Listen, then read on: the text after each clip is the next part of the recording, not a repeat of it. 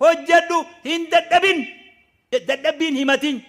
hifannoonni yoo chaarjii si keessatti mana dhawate gizee hunda hifataa taata dhaloota sibiila dadhabeen beeyne hifadheen beeyne haalli yeroo isan gufachiifne kana barbaanne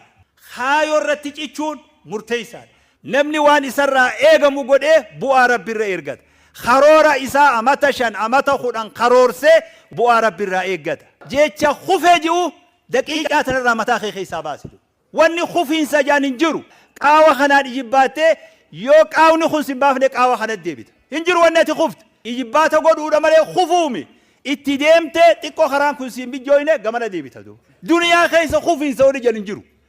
asiin dhiibbannee yoo hulaantun asiin naman baafne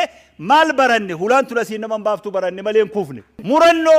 qorannoo sirraa barbaachiftu hin hanqisin insha Allah rabbiin sin fashalsu